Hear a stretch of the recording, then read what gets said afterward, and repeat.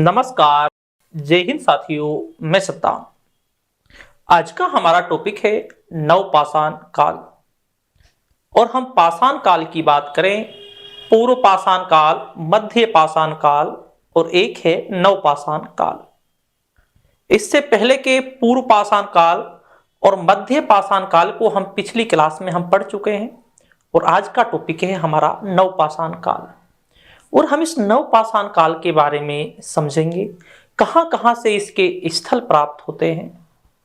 और हम बात करें कि इस समय ऐसी क्या परिवर्तन हुआ था जो मध्य पाषाण काल में नहीं हुआ था। जी, सबसे पहली बात तो यह है, जो जानवरों को मध्य पाषाण के लास्ट समय पालतू बनाया गया था, अब नवपाषाण काल में जानवरों को पूरी तरीके से पालतू बनाया जा चुका था। एक सबसे बड़ी जो यहां पर क्रांति होती है, वो क्रांति होती है नवपाषाण काल में मानव ने खेती करना प्रारंभ कर दिया। मानव पशुपालन को पहले ही पशुपालन करना प्रारंभ कर दिया था, पशुओं को पालतू बनाना पहले प्रारंभ कर दिया था।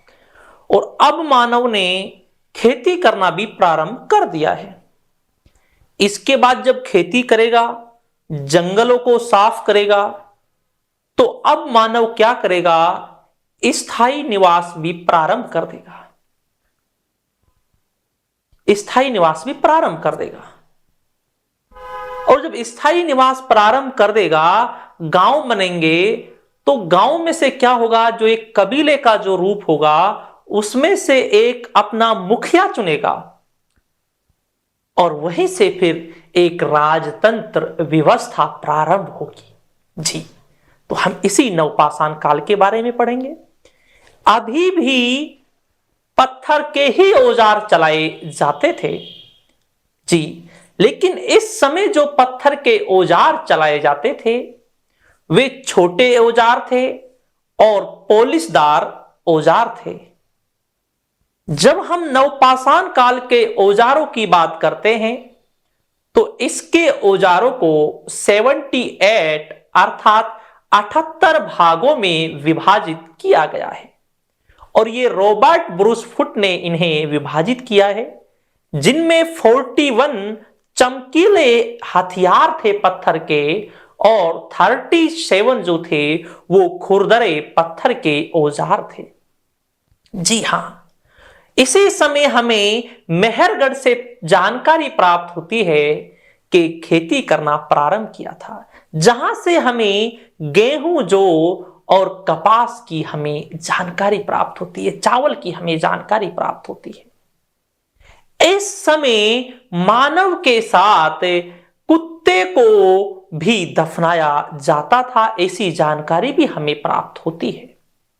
और यह जानकारी हमें बुर्ज होम से प्राप्त होती है, जो जम्मू कश्मीर में स्थित है। तो आज हम इसी के बारे में विस्तार से पढ़ेंगे, नवपाषाण काल के बारे में। सबसे पहले हम नवपाषाण काल की बात करें, नियोलिथिक। इस ये शब्द जो दिया है नवपाषाण जो ये शब्द दिया है, ये शब्द किसने दिया है और इसका उल्लेख कहां पर सबसे पहले किया गया है। हम बात करें 1865 ईस्वी में। कब? 1865 ईस्वी में। 1865 ईस्वी में जॉन लुबाक, क्या नाम है, जॉन लुबाक ने इसका प्रयोग किया है। जॉन लुबाक ने इसका प्रयोग किया है। जॉन लुबाक ने इसका प्रयोग किया है। और अब ये जॉन लुबाक ने इसका जो प्रयोग जो किया है, वो अपनी कौन सी पुस्तक के अंदर नवपाषाण काल शब्द का प्रयोग किया है या काल का प्रयोग किया है। हम बात करें, इन्होंने अपनी पुस्तक हिस्टोरिका टाइम्स में किया है। प्रीहिस्टोरिका टाइम्स में इसका प्रयोग किया है। कब किया है? 1865 ईस्वी में किया है। ठीक है, यहां तक आ गई। अब एक बात और है, जब हम इसकी बात करते हैं नवपाषाण काल की, इसे और भी नाम दिए गए हैं। हम बात करें गार्डन चाइल्ड ने, किसकी बात कर रहे हैं? गार्डन चाइल्ड ने। हम जब बात करते हैं गार्डन चाइल्ड की बात करें हैं, तो इन्होंने इसे अन्न उत्पादक, समझना, इन्होंने इसे अन्न उत्पादक संस्कृति का नाम दिया है। किसका नाम दिया है? अन्न उत्पादक संस्कृति का इसे नाम दिया है। अर्थात अगर आपसे पूछ लिया जाए अन्न उत्पादक संस्कृति किसे कहा जाता है, तो याद रखना इस नवपाषाण काल को अन्न उत्पादक जो संस्कृति का जो नाम दिया है वो गार्डन चाइल्ड ने दिया है। किसने दिया है? गार्डन चाइल्ड ने दिया है। ठीक है, इसके बाद ये हो गया नवपाषाण नाम हो गया। अब हम बात करें जो ये नवपाषाण काल है, जब हम विषु की दृष्टि से देखें, विषु में यह 9000 ईसा पूर्व प्रारंभ होता है। विषु में ये 9000 ईसा पूर्व में प्रारंभ होता है। लेकिन हम तो बात कर रहे हैं, भारत की बात कर रहे हैं, तो ये भारत में ये नवपाषाण काल कब प्रारंभ होता है? तो समझना, जब हम भारत की दृष्टि से देखें तो भारत में ये 4000 ईसा पूर्व से 1000 ईसा पूर्व चलता है। भारत में कितना चलता है? 4000 ईसा पूर्व से 1000 ईसा पूर्व है ये भारत में। लेकिन विश्व में ये पहले प्रारंभ हो जाता है, विश्व में ये पहले प्रारंभ हो जाता है। ठीक है, अब यहां तक हो गया भाई, यहां तक हमारा प्रारंभ होता है। ठीक, अब इसके बाद इसके जो स्थल हैं, इसके स्थल कहां कहां से प्राप्त होते हैं और उन स्थलों के अंदर मुख्य चीज क्या क्या प्राप्त होती है, अब हम उनके बारे में हम जानेंगे। ठीक है, अब हम बात करें, सबसे पहली बात हम करें, एक स्थल है मेहरगढ़। ये जो स्थल है, ये स्थल हड़प्पा सभ्यता से भी जुड़ा हुआ स्थल है मेहरगढ़। कौन सा? मेहरगढ़। ठीक है, जब हम मेहरगढ़ की बात करते हैं तो इस स्थल की 1974 ईस्वी में, कब? 1974 ईस्वी में जीन फ्रैंकाइस ने इसकी खोज की थी। जीन फ्रैंकाइस और जेरजी जिसका पूरा नाम था। क्या नाम था? कभी कभी आपसे पूरा नाम भी पूछ लिया जाता है। जीन फ्रैंकिस जेरजी का पूरा नाम था। इसने इसकी क्या की? खुदाई की। अगली हम बात करें, जो ये स्थल है, ये स्थल बलूचिस्तान पाकिस्तान में स्थित है। कहां पर स्थित है? बलूचिस्तान पाकिस्तान में स्थित है। एक बात और समझना, ये बलूचिस्तान पाकिस्तान में स्थित है। जब बात की जाती है भारतीय उपमहाद्वीप में सर्वप्रथम खेती की जानकारी कहां से प्राप्त होती है, तो याद रखना ये सबसे पहले जानकारी हमें मेहरगढ़ से हमें प्राप्त होती है। लेकिन आजकल नए साक्ष्यों के आधार पर यह भी बताया जाता है खेती की हमें जानकारी कोल्डी हवा से भी प्राप्त होती है, जो 6000 ईसा पूर्व का स्थल था और यह इलाहाबाद उत्तर प्रदेश में स्थित है। और यहीं से सबसे पहले चावल के बारे में भी जानकारी प्राप्त होती है, कोल्डी हवा से। लेकिन पहले अभी तक यही माना जाता था खेती के बारे में सर्वप्रथम जानकारी मेहरगढ़ से प्राप्त होती है, लेकिन आजकल कोल्डी हवा को भी माना जाता है। ठीक है ना, लेकिन ज्यादा अधिकांश हमारा मेहरगढ़ ही आएगा। अब हम बात करें, ये कोची का मैदान है, वहां पर स्थित है कोची का मैदान। इस मेहरगढ़ को रोटी का टोकरा भी कहा जाता है। टोकरा या ब्रेड का टोकरा भी इसे कहा जाता है। ठीक है ना, अब यहां से क्या क्या चीजें प्राप्त होती है उसके बारे में जान लेते हैं। यहां से हमें गेहूं, यहां से हमें गेहूं, जौ, क्या, गेहूं, जौ, अंगूर, अंगूर, कपास, कपास और राई की जानकारी प्राप्त होती है। राई की जानकारी प्राप्त होती है। ये यहां पर खेती होती है। क्या होती है? ये यहां पर खेती होती है भाई। कहां पर? मेहरगढ़ में होती है। कहां पर स्थित है? बलूचिस्तान, पाकिस्तान में स्थित है। और इस मेहरगढ़ से तो परीक्षाओं में बहुत ज्यादा प्रश्न यहां से पूछे जाते हैं परीक्षाओं में, ठीक है। अब एक और है, यहां पर एक चीज जो है, यहां से एक कब्र प्राप्त होती है। क्या प्राप्त होती है? कब्र प्राप्त होती है।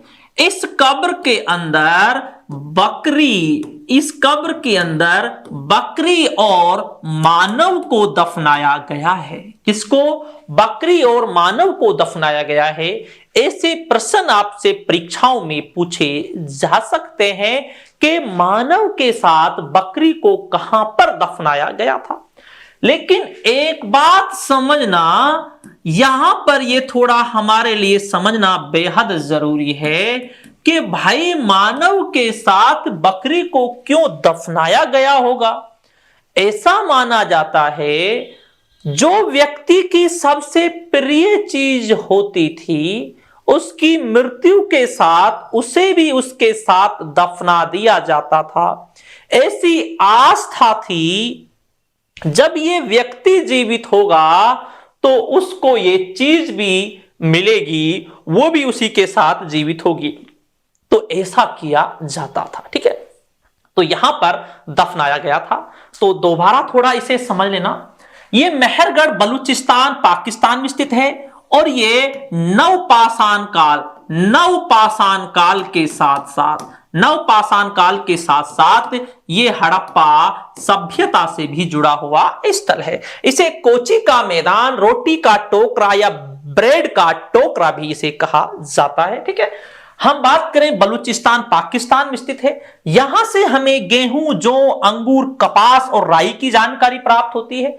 यहां से हमें एक कब्र प्राप्त होती है जिसमें आदमी के साथ बकरी को भी दफनाया गया था, ठीक है। यहां तक हो गया। इसके बाद हम बात करें, इसके बाद हम बात करें, एक है बुर्ज होम, एक स्थल है बुर्ज होम। हम बुर्ज होम की जब हम बात करते हैं, ये जो बुर्ज होम है J&K अर्थात जम्मू कश्मीर में स्थित है। कहां पर स्थित है? जम्मू कश्मीर में स्थित है। अब पूछा जाता है कि भाई ये जम्मू कश्मीर में स्थित है, किस चीज के लिए ये प्रसिद्ध है। सबसे पहले हम बात करें 1935 ईस्वी में डी टेरा और पीटरसन ने इसकी खुदाई की। डी टेरा और पीटरसन ने इसकी क्या की थी? खुदाई की थी। डी टेरा और पीटरसन ने इसकी खुदाई की थी, ठीक है। हम बात करें डी टेरा और पीटरसन ने इसकी खुदाई की थी। अब ये हो गया, डी टेरा पीटरसन ने इसकी खुदाई की थी। इसके बाद हम बात करें यहां पर मानव के साथ यहां पर कुत्ते को दफनाया गया है। किसको दफनाया गया है? कुत्ते को दफनाया गया है। कुत्ते को मानव के साथ दफनाया गया है।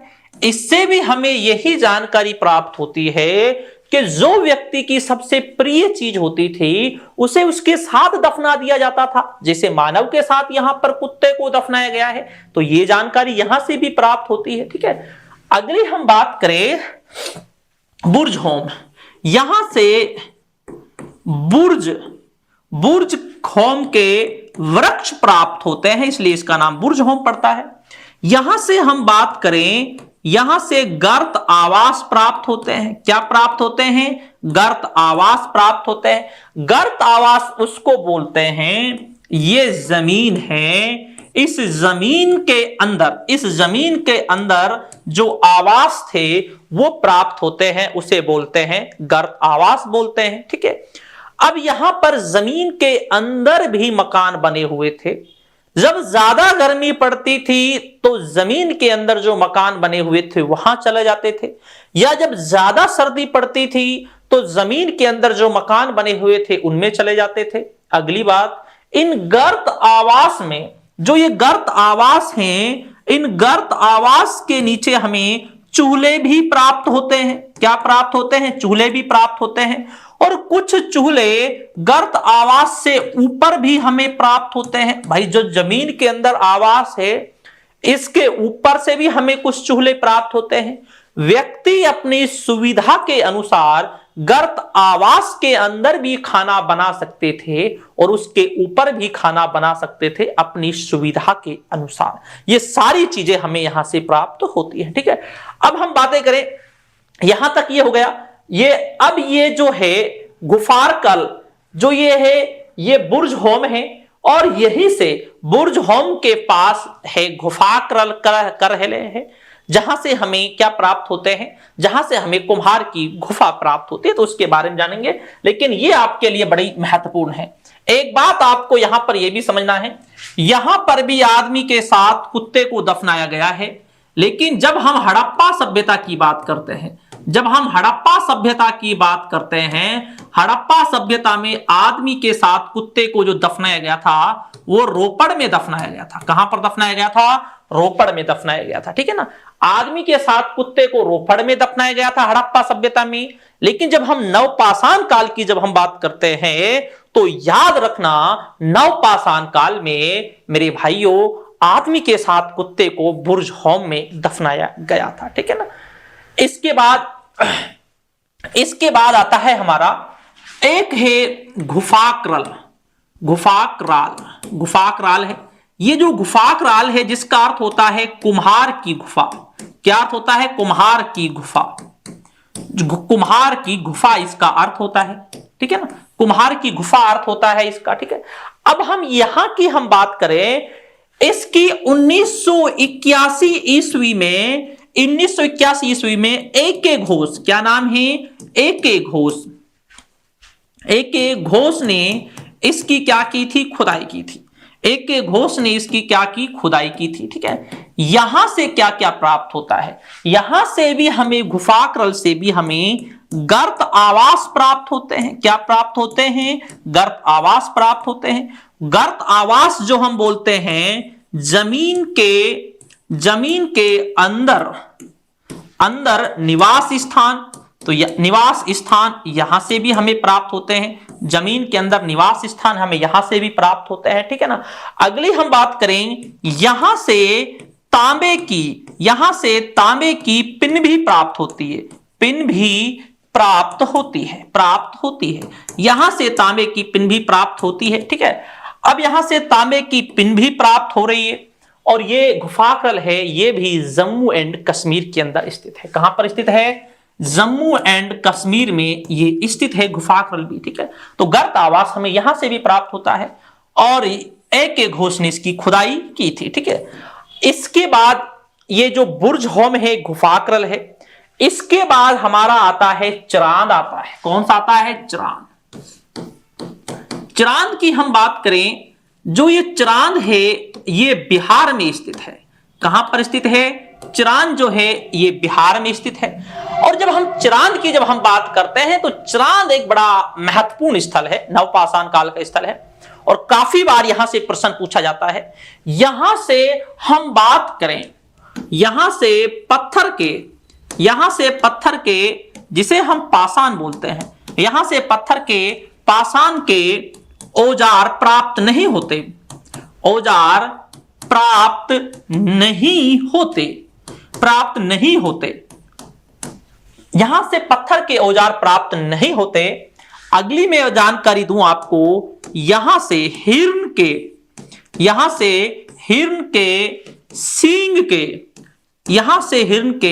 सींग के औजार प्राप्त होते हैं। क्या प्राप्त होते हैं? औजार प्राप्त होते हैं। किसके? हिरण के सींग के। अगर आपसे पूछ लिया जाए हड्डी के औजार कहां से प्राप्त होते हैं, ऐसे प्रश्न भी परीक्षाओं में पूछे जाते हैं। हड्डी के औजार कहां से प्राप्त होते हैं? तो याद रखना, इस चिरांद से हड्डी के औजार प्राप्त होते हैं। अब हम नदियों की बात करें, गंगा, सोन,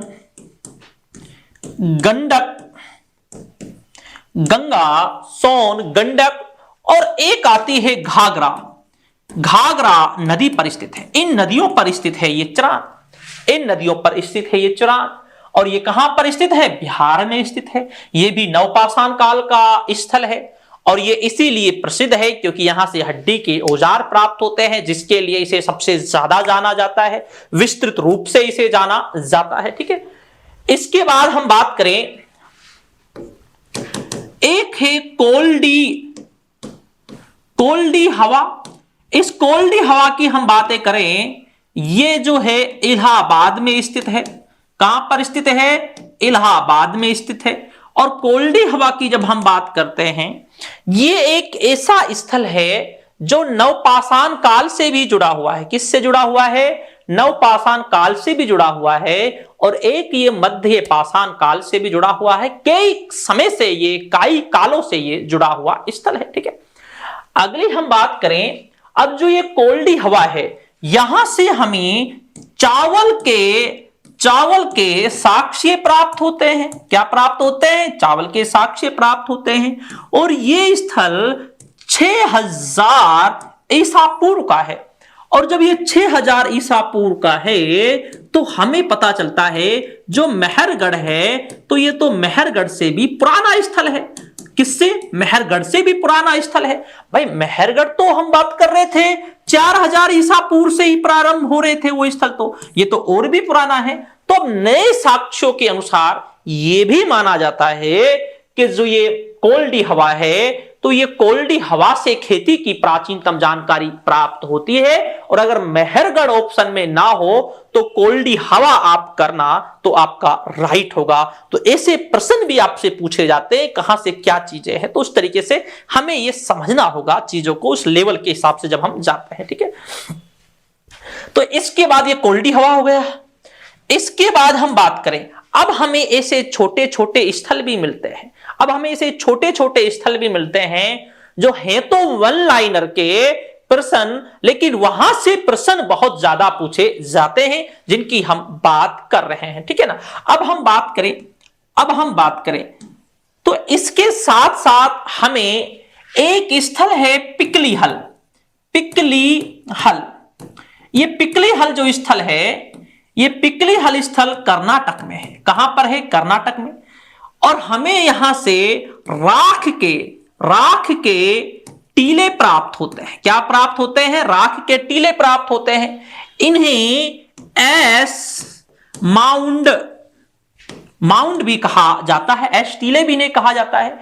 यहां पर क्या था, जो पशु जो होते थे, इन पशुओं का जो गोबर होता था, इन गोबर को एक जगह एकत्रित करते थे। क्या करते थे? एकत्रित करते थे एक जगह, और बाद में इसमें आग लगा दी जाती थी। तो ऐसा हमें ढेर प्राप्त होता है राख का, जिससे हमें यह पता चलता है कि भाई जो पशुओं जो होते थे, उनका जो कूड़ा कचरा होता था, उसे एक जगह एकत्रित करते थे और बाद में उसमें आग लगा दी जाती थी। तो ये पिकली हल से हमें जानकारी प्राप्त होती है। और एक है यहीं पर कर्नाटक में मास्की भी है। कौन सा है? मास्की भी है। इस मास्की से भी नवपाषाण काल की जानकारी प्राप्त होती है। कौन से स्थल से? मास्की से भी हमें नवपाषाण काल की हमें जानकारी प्राप्त होती है। ठीक है ना, इसके साथ साथ अगर हम बात करें, हमें 1800, थोड़ा हम आगे चलते हैं, 1842 ईस्वी में, कब? 1842 ईस्वी में। ठीक है ना, 1842 ईस्वी में कर्नाटक, और एक बात समझना, कर्नाटक बड़ा प्रसिद्ध है नवपाषाण काल के लिए। कर्नाटक के मैसूर, कौन सा स्थल है? मैसूर है कर्नाटक का। कर्नाटक के मैसूर स्थल के लिंग, कौन सा है? लिंगसुगुर एक स्थल है। लिंगसुगुर एक स्थल है और हमें यहां से भी हमें जानकारी प्राप्त होती है। और जो यहां के मिडोज जो टेलर थे, वहां उसने यहां से नवपाषाण काल के औजारों के साक्ष्य प्राप्त किए थे। और मुख्य था हस्त कुल्हाड़ी का नाम सर्वप्रथम आता है। किसका? हस्त कुल्हाड़ी का नाम सबसे पहले आता है, जो हाथ की जो कुल्हाड़ी होती है। और हम बात करें, अगर हम देखें अगर हम देखें तो नोट करने वाली जो बात है, हमें 1842 की जब हम बात करते हैं तो ये जो लिंग सुगूर है जो कहां पर है, मैसूर में स्थित है, यहीं से हमें नवपाषाण काल का सर्वप्रथम साक्ष्य प्राप्त होते हैं और इसे मीडोज टेलर ने प्राप्त किए थे। किसने प्राप्त किए थे? मीडोज टेलर ने इसे प्राप्त किए थे। तो ये थे मुख्य थे हमारे नवपाषाण काल के स्थल। अब हम बात करें, ये तो नवपाषाण काल के स्थल हो गए भाई। अब बात है कि जो नवपाषाण काल के जो औजार थे वो औजार कैसे थे, क्या क्या परिवर्तन था इस समय जो हमें देखने के लिए मिलता है। हम बात करें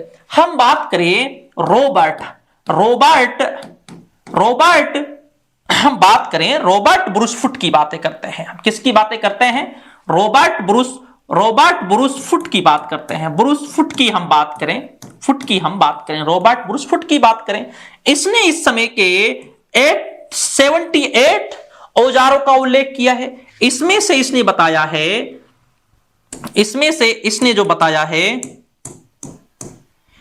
से 41 जो थे ये चमकीले थे। कैसे थे? चमकीले थे, ठीक है। इसके बाद जो 37 थे ये खुरदरे थे। कैसे थे? खुरदरे थे। तो हम बात करें, हम इस नवपाषाण काल के औजारों को, किसको भाई? नवपाषाण काल के औजारों को हम कितने भागों में डिवाइड कर सकते हैं? हम इन्हें 78 भागों में डिवाइड कर सकते हैं, जिसमें सबसे ज्यादा 41 चमकीले, जिन्हें हम पोलिशदार भी कह सकते हैं। क्या कह सकते हैं? जिन्हें हम पोलिशदार भी कह सकते हैं। तो सबसे ज्यादा हमें ये औजार प्राप्त होते हैं। और जो खुरदरे थे वो तो 37 थे केवल। कितने थे? 37 थे केवल, ठीक है। तो ये इसके औजार हो गए। अगर औजार पूछा जाए तो 78 इसके औजार थे नवपाषाण काल के, ठीक है।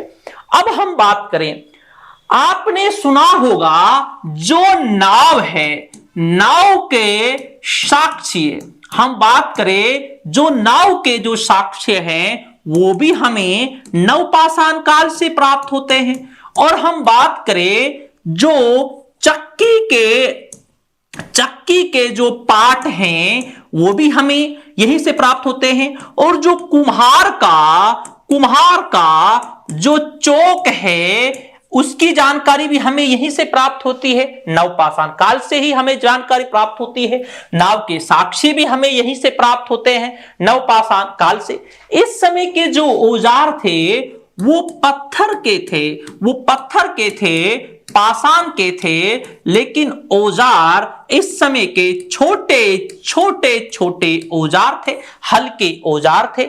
और जिनकी जो धार की मैं बात करूं, इनकी धार तेज थी। और इस समय का प्रसिद्ध जो औजार था हस्त कुल्हाड़ी थी। क्या थी? हस्त कुल्हाड़ी इस समय का प्रसिद्ध औजार था, जिसे हैंड एक्स कहते थे। क्या कहते थे? हैंड एक्स कहते थे। और इस हैंड एक्स की जानकारी लिंग सुगूर, अभी मैंने आपको बताया था, इस हैंड एक्स की जानकारी लिंग सुगूर जो मैसूर कर्नाटक में स्थित है, इसकी जानकारी 1842 ईस्वी में मीडोज टेलर ने इसकी जानकारी प्राप्त की थी। किसने? मीडोज टेलर ने इसकी जानकारी प्राप्त की थी, ठीक है ना। मैसूर से सबसे पहले हमें यह प्राप्त होती है जानकारी, ठीक है। यहां तक आ गया। अब बात हम करें, ये तो इसके बारे में एक जानकारियां आ गई, ठीक है ना। अगली बात ये थी, जो हम बात करते हैं अंगीठी की बात करते हैं। अंगीठी का नाम आपने सुना होगा। ये आग जिसमें जलती है, क्या जलती है? आग जलती है, जिसपे हम भोजन बनाते हैं। जब हम इस अंगीठी के साक्ष्यों की हम बात करते हैं, अंगीठी के हम साक्ष्यों की बात करते हैं, जो मेहरगढ़ है, जो बलूचिस्तान पाकिस्तान में है। कहां पर है भाई? बलूचिस्तान जो पाकिस्तान में है, तो यहां से हमें अंगीठी के हमें साक्ष्य भी प्राप्त होते हैं। ठीक है, अब यहां तक हो गई हमारी इसके बारे में जानकारी। भाई साक्ष्य कहां से किस तरीके से हमें प्राप्त होते हैं, तो यहां से भी हमें अंगीठी से युक्त मकान प्राप्त होते हैं। ठीक है ना, अंगीठी से युक्त मकान प्राप्त होते हैं। ये कहां पर प्राप्त होते हैं, ये हमें मेहरगढ़ में प्राप्त होते हैं। लेकिन हम बात करें भाई नवपाषाण काल की मुख्य चीजें क्या क्या थी, जो परिवर्तन जो इस समय का था। ठीक है ना, पहली बात खेती करना प्रारंभ, खेती की जानकारी और खेती करना प्रारंभ इसी समय होता है खेती। ठीक है ना, और ये खेती यहां पर एक सबसे बड़ा परिवर्तन था और इसी को क्रांति कहा गया है। क्या कहा गया है, क्रांति कहा गया है। ठीक है ना, खेती को यहां पर क्रांति कहा जाता है और इसे अन्न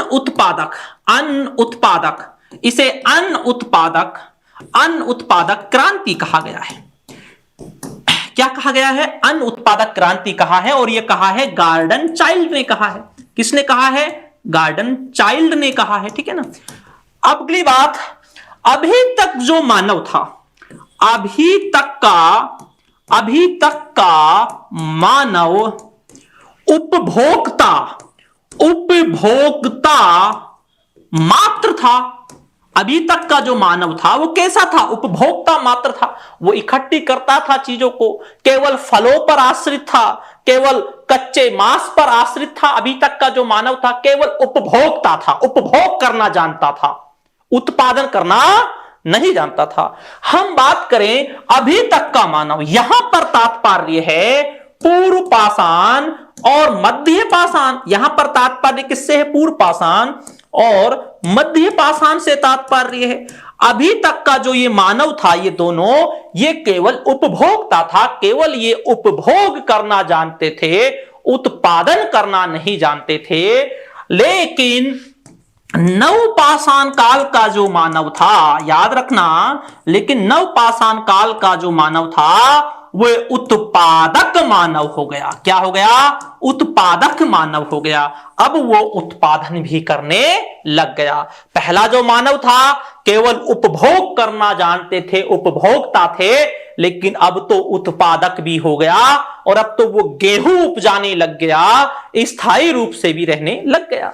अगली हम बात करें नंबर दूसरा, नंबर हम इसे पहला नंबर दे देते हैं, हम इसे पहला नंबर हमने दे ही रखा था पहले से ही। ठीक है ना, नंबर दूसरा हम बात करें पशुपालन करना प्रारंभ कर दिया। यूं तो पशुपालन की जब मैं बात करता हूं, राजस्थान के बागोर से और एमपी के हमें आदमगढ़ से पशुपालन की जानकारी प्राप्त होती है मध्य पाषाण काल में। लेकिन मध्य पाषाण काल के वो लास्ट समय उन्होंने ये प्रारंभ किया था पशुपालन, लेकिन यहां पर तो इन्होंने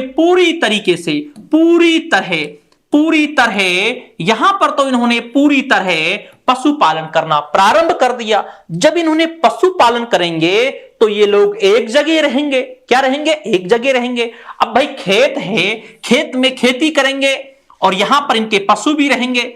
अब खेत और पशुओं को कहां लेकर जाएंगे, कहां ये घूमंतु के रूप में रहेंगे, तो एक जगह रहेंगे। और अगला कदम इन्होंने क्या उठाया, एक स्थान पर हम ये भी कह सकते हैं स्थायी निवास प्रारंभ कर दिया। क्या कर दिया, स्थायी निवास इन्होंने प्रारंभ कर दिया। एक स्थान पर अब ये रहने लग गए। ये भी यहां का एक बहुत बड़ा परिवर्तन था जो हमें देखने के लिए मिलता है। ये नवपाषाण काल का ही परिवर्तन था। मध्य पाषाण काल का जो एक सबसे बड़ा परिवर्तन था वो था उन्होंने पशुपालन करना प्रारंभ किया था और यहां पर खेती के साथ साथ पशुपालन और स्थायी निवास। अब जब स्थायी निवास करेंगे तो कबीले यहां पर रहेंगे। क्या रहेंगे, कबीले यहां पर रहेंगे और कबीले में से अपने भाई बंधुओं में से किसी एक को प्रमुख चुनेंगे, प्रशासन संभालने के लिए चुनेंगे और उसके बाद राजतंत्र व्यवस्था उत्पन्न होगी। क्या होगी?